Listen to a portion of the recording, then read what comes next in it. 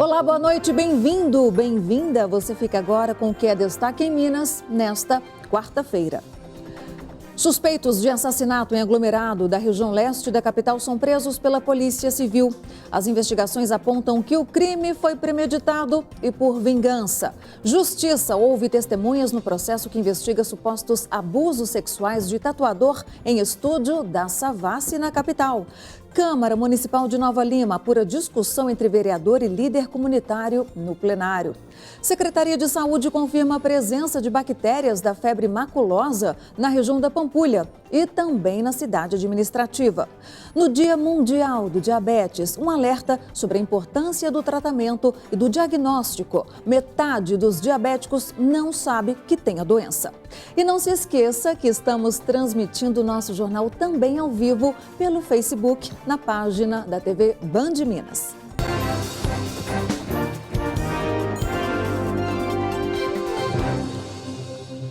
Três pessoas foram presas hoje no aglomerado Gogó da Ema, na região leste de Belo Horizonte, suspeitas de homicídio. De acordo com as investigações, o crime foi motivado por vingança pelo assassinato de um homem por uma gangue rival que disputava o tráfico de drogas naquela região com o grupo. Segundo a Polícia Civil, o crime ocorreu em plena luz do dia e ainda foi flagrado por câmeras que ajudaram na identificação dos suspeitos.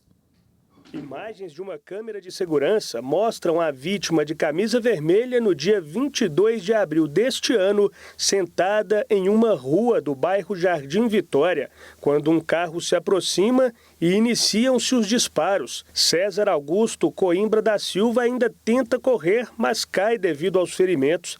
Neste momento, Fernando Júnior da Silva Rodrigues desce do veículo e dispara outras vezes sobre a vítima, que morre no local. Segundo as investigações, a motivação do crime seria uma disputa por ponto de tráfico de drogas em um aglomerado chamado Gogó da Ema, aqui na capital, e também por vingança. Dos 6 investigados, Jonas Maximiliano dos Santos, de 21 anos, e Leonardo Gonçalves Alemar, de 25, foram presos dias após o crime.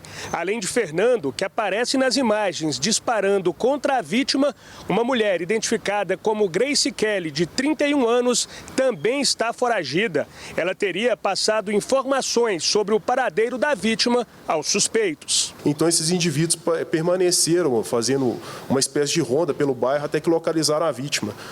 Localizaram a vítima nesse local, no bairro Jardim Vitória, que ela se encontrava na rua, aparentemente mexendo no aparelho de telefone celular, e foi surpreendida por esses indivíduos. Na operação realizada hoje pela manhã, foram presos Ivan Pereira dos Santos, de 21 anos, e Ludson Gonçalves Alemar, de 33, e irmão de Leonardo Alemar, já preso antes. Pinos com cocaína e dinheiro foram apreendidos. Tem nada para falar com o senhor, não. Segundo a polícia, você estava na cena do crime. Não estava nada, não. Tem nada para falar com o senhor, não. Você não disparou, não? Não parei nada, não. Em um dos alvos, o nome Ivan, foram apreendidos aí, cerca de 30 pinos de cocaína e valor em dinheiro, o que reforça aí a questão do envolvimento desse indivíduo aí no tráfico de drogas lá no local. Para a polícia, todos, exceto Grace Kelly, estavam dentro do carro no dia da execução. O próximo passo da investigação é encontrar os 2 suspeitos que ainda estão foragidos. A suspeita Grace Kelly Miranda também foi presa no início da tarde. A Justiça Mineira começou a ouvir hoje testemunhas sobre o caso do tatuador suspeito de abusar de clientes durante sessões de tatuagem em um estúdio na Savassi, região centro-sul de Belo Horizonte. Leandro Caldeira foi preso em março deste ano, depois que pelo menos 19 mulheres o denunciaram para a polícia. Ele foi encontrado em uma casa em Lagoa Santa, na região metropolitana da capital. O suspeito deve ser ouvido na próxima semana. Ele nega as acusações. 3 pessoas foram presas hoje vendendo cartões de ônibus na Praça 7, no centro da capital. Durante a abordagem, os policiais encontraram dentro das mochilas dos suspeitos mais de 200 cartões, além de R$ 700 em dinheiro. Os suspeitos vão responder pelo crime de estelionato. A Polícia Civil esclarece que os cartões de ônibus fornecidos pelas empresas são pessoais e intransferíveis e que o uso indevido pode resultar em demissão por justa causa. A Câmara Municipal de Nova Lima, na região metropolitana de Belo Horizonte, apura uma confusão entre um vereador e um líder comunitário na noite dessa terça-feira. Imagens gravadas por uma pessoa que acompanhava a sessão mostram o momento em que o vereador José Geraldo Guedes, do DEM, discute com o líder comunitário Luciano Cícero após a reunião ordinária. É possível ouvir a troca de ofensas entre os dois. O vereador foi contido por outros políticos e o líder comunitário foi retirado do plenário.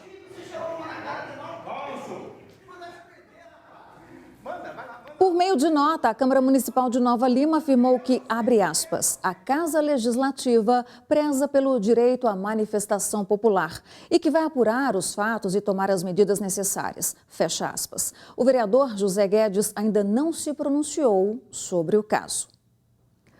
Vão a júri popular por tentativa de homicídio 4 torcedores da Galoucura que agrediram outro torcedor da Máfia Azul com chutes, socos e pauladas no bairro Prado, em Belo Horizonte. Isso depois de uma partida entre Atlético e Cruzeiro em março do ano passado. Em depoimentos, os réus alegaram que estavam se defendendo de agressões. No entanto, o juiz concluiu que a motivação foi o fato dos envolvidos torcerem para times diferentes. O júri não tem data definida para ocorrer e ainda cabe recurso a essa decisão. A Secretaria de Estado de Educação de Minas anunciou a reabertura de 34 mil vagas para o programa de ensino integral para o segundo semestre deste ano. O governo havia cortado 81 mil vagas na escola integral no início do ano, mas após uma aprovação da reforma administrativa pela Assembleia, agora um novo modelo para a composição das turmas foi criado. O novo programa de educação integrada, de acordo com a Secretaria Estadual de Educação, põe fim às turmas multisseriadas, aquelas em que alunos de várias séries estudam em uma mesma classe, e a inclusão de aulas nos 2 turnos. São 3 pontos importantes. Sala de aula, o conforto da aprendizagem dentro de sala de aula, garantia da merenda, garantia da boa oferta de merenda escolar e a garantia do transporte. Todos os recursos estabelecidos. Além disso, essas turmas serão dedicadas exclusivamente à escolaridade desse aluno. Um aluno do 6º ano estará ao longo de 10 horas dentro da escola com uma turma dele que funciona integralmente no período da manhã e no período da tarde com essas atividades, que muitas vezes é da parte cognitiva e lúdicas também de revisão desses conceitos pela implementação da nossa Base Nacional Comum Curricular. A continuidade da escola integral foi uma das exigências dos deputados estaduais para que a reforma administrativa proposta pelo governo fosse aprovada na Assembleia Legislativa. As 81 mil vagas que foram cortadas serão repostas até janeiro de 2020. Neste segundo semestre, serão 34 mil. Ao todo, 1.395 escolas contempladas com tempo integral em 533 municípios. A Assembleia Legislativa de Minas Gerais aprovou a Lei de Diretrizes Orçamentárias do Estado para o ano que vem. A proposição foi aprovada com 50 votos favoráveis e nenhum contrário. A estimativa é de que o Estado tenha um déficit de 11 bilhões e 300 milhões de reais no ano que vem e uma receita de 102 bilhões e 200 milhões de reais. Para garantir a segurança das estruturas que permanecem na mina de Córrego do Feijão, em Brumadinho, onde há 5 meses a barragem B1 se rompeu, deixando pelo menos 246 mortos e 24 desaparecidos, a mineradora Vale anunciou hoje obras que devem custar 1 bilhão e 800 milhões de reais. A empresa também atua na remoção e destinação dos rejeitos e faz a recuperação e reconstrução de equipamentos públicos das comunidades impactadas. O cenário é bem diferente do que foi visto no começo do ano. Esta é a Rota da Lama do Córrego do Feijão.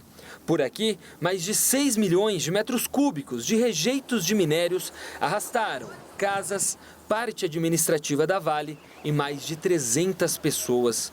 Agora, o que se vê são obras. A mineradora tenta diminuir os impactos ambientais causados pelo rompimento da barragem B1. Na fase emergencial, nós dedicamos bastante atenção ao apoio humanitário, apoio psicossocial, psicológico, hospitalar, ao suprimento de itens básicos das pessoas que foram removidas de suas casas. Na migração das pessoas de hotéis para moradias provisórias, né, atendendo e entendendo as especificidades de cada família, e, em paralelo, as obras de contenção na área ambiental, né, para mitigar, né, e para limitar o avanço do dano ambiental à menor área possível. Por enquanto, 3 estruturas foram construídas pela Vale ao longo dos 6 quilômetros da barragem até o córrego Casa Branca, que deságua no Paraopeba.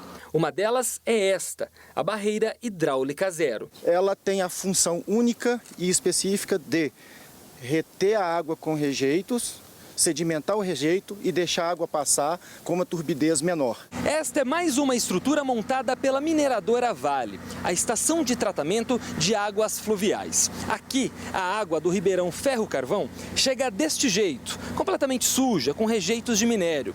E após alguns procedimentos, sai assim, limpa, dentro das normas exigidas. A cortina de estacas pranchas também foi concluída. Ela é responsável por bloquear a passagem de sólidos para o rio Paraopeba.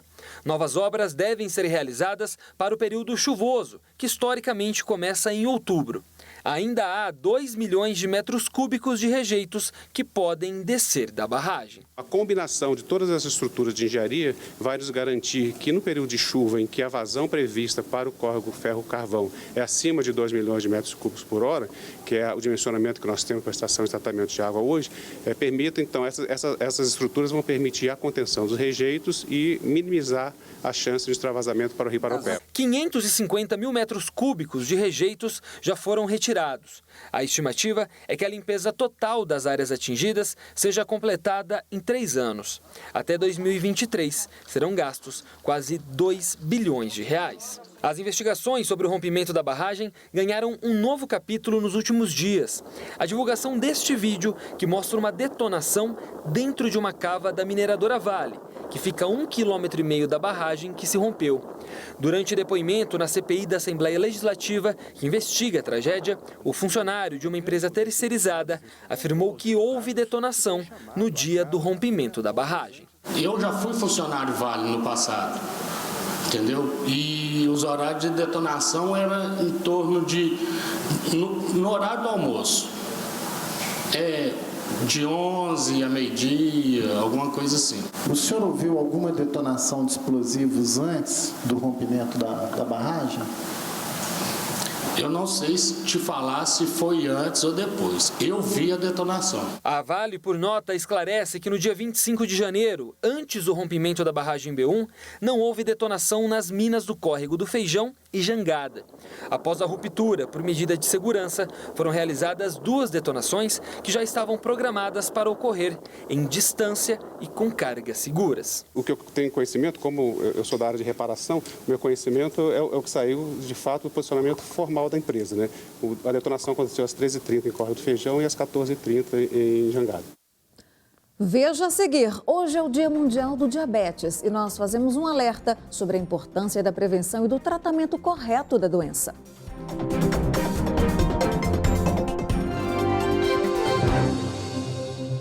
A Secretaria Municipal de Saúde de Belo Horizonte confirma que encontrou a bactéria causadora da febre maculosa nas proximidades da Lagoa da Pampulha e também na cidade administrativa.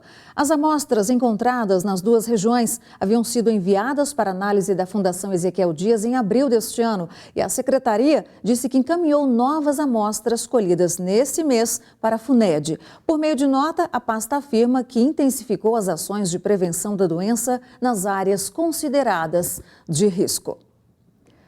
Estima-se que 50% dos diabéticos ainda desconheçam o diagnóstico. A doença pode ser silenciosa e, se não for tratada adequadamente, pode causar a morte do paciente. Dados do Ministério da Saúde mostram que de 2006 para 2016 houve um aumento de 60% no número de casos aqui no Brasil.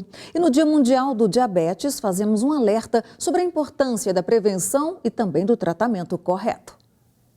Segundo este especialista, a diabetes pode ser causada por fatores genéticos, ou seja, histórico familiar, ou por causas externas, como estilo de vida sedentário e estressante, e, claro, relacionado com a alimentação. A falta da insulina ou a deficiência ou a dificuldade de ação da insulina culmina com a elevação da glicose e com isso a glicose elevada causa os diversos fatores e patologias que o diabetes pode causar. Tudo que você fizer para prevenir a obesidade e o estresse ajuda na prevenção do diabetes. Não foi o que seu Chico, de 62 anos, fez ao longo da vida. Diabético há 25 anos, hoje ele leva uma vida normal com a ajuda de 4 remédios por dia e uma dieta balanceada. Mas no início, quando descobriu a doença, foi muito difícil. O mundo acaba, né? Porque, na realidade, você tem muita coisa que é tirada de você. Eu era um cara que gostava de tomar uma cervejinha, comer um churrasco. Seu Chico levou alguns sustos no início da doença. Já são 5 cirurgias cardíacas. Fiz uma cirurgia de safena. Depois disso aí, eu comecei a preocupar mais ainda, porque agora acho que foi a última chance que eu tive, né? Ser diabético também é muito caro. Segundo a Sociedade Brasileira de Análises Clínicas, o custo anual com a doença chega a 100 bilhões de reais. Se a pessoa precisar fazer o tratamento apenas com insulina, ela chega a gastar por mês de 500 a 800 reais. Existe tratamento pelo SUS, mas muitas vezes o paciente não encontra os remédios nos postos de saúde. O diabetes hoje é a principal causa de cegueira no Brasil, é a principal causa de pacientes em hemodiálise e a principal causa de pacientes com amputação não traumática, além de aumentar em 2 a 3 vezes o risco de infarto e de derrame. Dados do Ministério da Saúde mostram que de 2006 para 2016 houve um aumento de 60% no número de diagnósticos de diabetes no Brasil.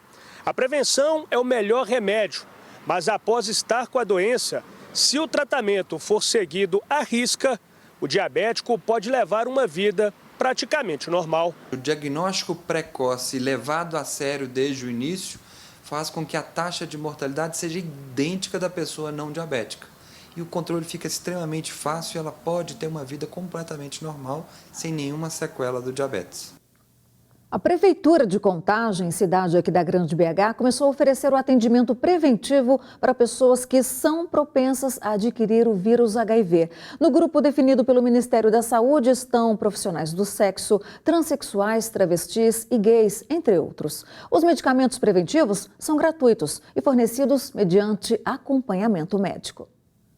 No tratamento, o paciente toma diariamente o medicamento para reduzir as chances de contrair o vírus após uma possível relação sexual sem preservativo com um portador da infecção. O objetivo da PrEP, da profilaxia pré-exposição, é prevenir contra a infecção do HIV grupos de pessoas que classicamente já são mais expostos a esse vírus. Ainda segundo o especialista no organismo, o medicamento funciona como uma barreira ao vírus. Vai prevenir a infecção, vai prevenir que o vírus tome o corpo todo. Esse aqui é um medicamento, ele é distribuído atualmente pelo Ministério da Saúde, Altruvada, ele é um uso diário e ele é controlado pelo governo, assim como os antirretrovirais do tratamento já feito.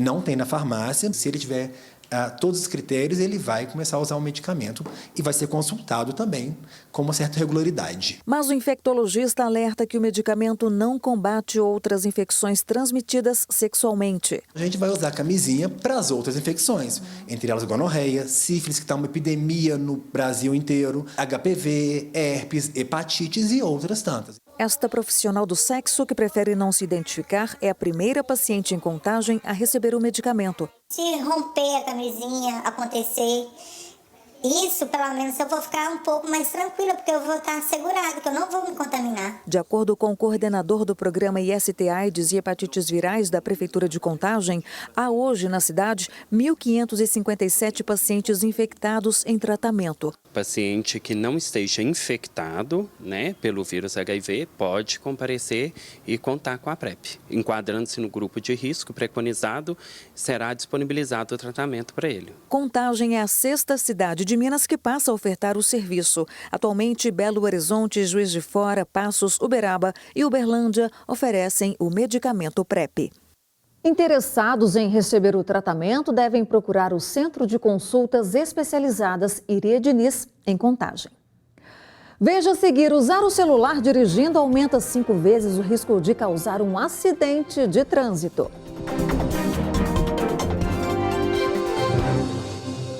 O Ministério Público instaurou hoje uma investigação para apurar possíveis irregularidades praticadas por dirigentes do Cruzeiro. Segundo o órgão, as investigações estão em fase inicial. O time ainda não se pronunciou sobre este assunto. Usar o celular dirigindo aumenta em 5 vezes, o risco de causar um acidente de trânsito. Mas nem o perigo, nem o prejuízo quando se é multado acabam com esse hábito. O número de autuações causadas pelo celular chegou a 372 mil somente de janeiro a março. É fácil flagrar motoristas usando o telefone celular enquanto dirigem. Ligações, troca de mensagens, redes sociais. Muitos têm a desculpa na ponta da língua, mesmo sabendo dos riscos. Sou comerciante, então eu o tempo todo trabalhando, né? Assume o risco? Sim, claro. Eu paro para atender, mas nem sempre, porque se eu tenho alguma coisa urgente esperando, a gente atende, a nosso reflexo é atender o celular, né? 1 em cada 5 motoristas admite que usa o celular enquanto dirige, segundo uma pesquisa feita pelo Ministério da Saúde. E quem mais assume esse comportamento de risco são motoristas entre 25 e 34 anos com bom nível de escolaridade. A prática pode dar multa de R$ 293. A infração é gravíssima, com perda de 7 pontos na carteira. Ainda assim, no primeiro trimestre deste ano, foram mais de 370 mil autuações pelo país. Um aumento de 24% em relação ao mesmo período do ano passado. Segundo o Departamento Nacional de Trânsito, usar o celular ao volante aumenta 5 vezes o risco de acidente. Um estudo feito pelo Centro de Experimentação e Segurança Viária mostra que o tempo médio para ler ou responder uma mensagem é de quase 1,5 segundos. Nesse intervalo, um carro a 50 km por hora percorre 20 metros. O simples ato de destravar o celular tira a atenção do motorista praticamente pelo mesmo tempo e distância, o suficiente para causar um acidente. Ela começou a olhar para o celular, tinha uma situação de trânsito à frente dela. Na hora que ela volta para o trânsito novamente, já é uma outra situação. Já aconteceram coisas na frente dela, é outro carro que está, tem um pedestre que ela não viu. Então, não só ela tem um tempo de reação, como ela tem um tempo de entendimento dessa nova situação, que leva mais tempo ainda. A pesquisa divulgada pelo Ministério da Saúde ouviu mais de 52 mil motoristas entre fevereiro e dezembro de 2018. O Renato já foi multado e garante que celular agora só enquanto estiver fora do carro ou no banco do passageiro. Aí dói no bolso, né? A gente aprende a lição. A multa cortou mal? Cortou, pela raiz. Se tem uma fama que Minas Gerais tem, é a de ser a terra dos queijos artesanais mais gostosos do país. Vir a Minas e comer queijos ou levar na bagagem é hábito de turistas. E neste mês, os produtores mineiros conquistaram 50 medalhas num concurso mundial de queijos, disputado lá na França. Considerado patrimônio imaterial brasileiro em 2008, o nosso queijo mineiro reúne sabor, tradição e qualidade. Esses ingredientes garantiram prêmios em concurso realizado na França no começo de junho. Para o concurso, foram mais de 900 inscrições de 15 diferentes países. Minas Gerais trouxe 50 medalhas. Só da região da Canastra foram 24 e uma delas pertence ao senhor Miguel. Em um dos principais pontos turísticos de Belo Horizonte, o Mercado Central, o senhor Miguel entrega seus queijos para serem revendidos. Mas enquanto ele embala os queijos para deixar com os comerciantes... Tem queijo de senhor Miguel para vender? Hoje não tem mais, que acabou tudo, já venderam tudo já. Então tem boa saída? Tem, bastante. Pronto, problema resolvido. Chegou o queijinho do Miguel, o queijo mais procurado do Mercado Central, o queijo maturado, muito bom ele.